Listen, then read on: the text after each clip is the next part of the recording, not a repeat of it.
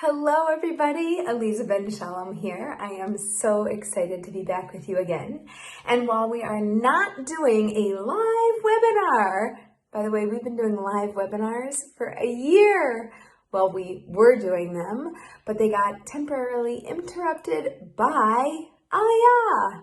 I am now broadcasting live from Israel. Not live. I'm broadcasting not live from Israel. I'm doing pre-recorded videos right now so that you can have a chance to see me as we are getting settled, and that I can still offer you some words of wisdom and share some goodness with you. Now, you might notice that my walls are no longer yellow. That's right.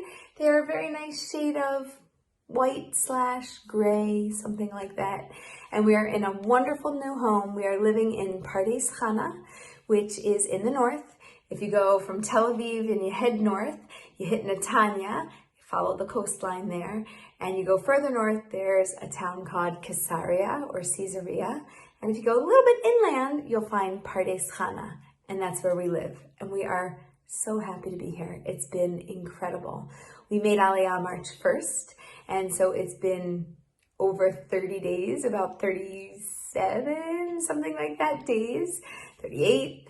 We've been here, and it's just been amazing. A lot of ups, a lot of downs, and a lot of everything in between.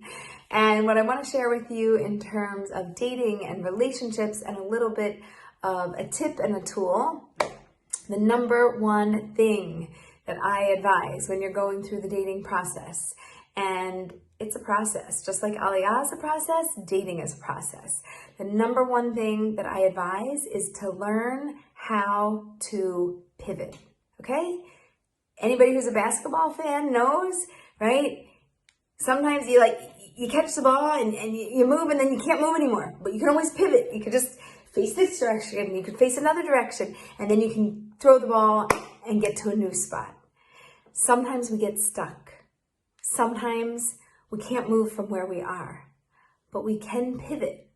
Even if we can't pick up and move ourselves, even if we get stuck in a jam mentally, physically, emotionally, whatever it is, we always have the ability to pivot. We can pivot our mind, we can pivot our actions, we can pivot our heart, our feelings. We can take where we are at and go in a different direction. I've had to do a lot of pivoting recently. For anybody who's been following me on Facebook, on my personal page, Aleeza Ben Shalom, you will see lots of twists and turns on our journey, which has been really exciting and wonderful. And we've learned all about pivoting.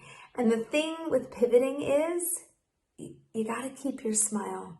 You've got to keep your energy up. You have to keep your hopes up. You have to keep your eyes set on the prize.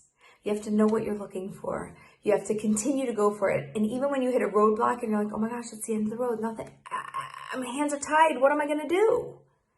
Come up with a new plan, pivot, look in a different direction, try a different way. And what we learn also, Jewish wisdom teaches us that when the gates of prayers are closed, when we no longer can have any effect with our prayers, the gates of tears are always open.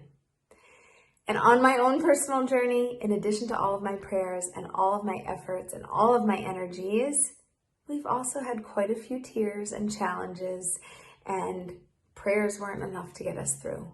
Sometimes we have to open our hearts and open the door to possibilities, and sometimes it comes through tears. Think about the Passover Seder that we just had. Think about slavery. Think about how bitter it is. The tears, right? We dip in the salt water.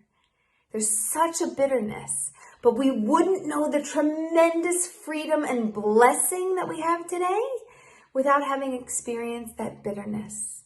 And so it does serve a function, and it does serve a purpose. And it's not nothing, and it's not just for the pain of it, but it's to get you to the other side. And so that when you look back, you can look back and you can go, now I know the difference. I'm so grateful for where I'm at today.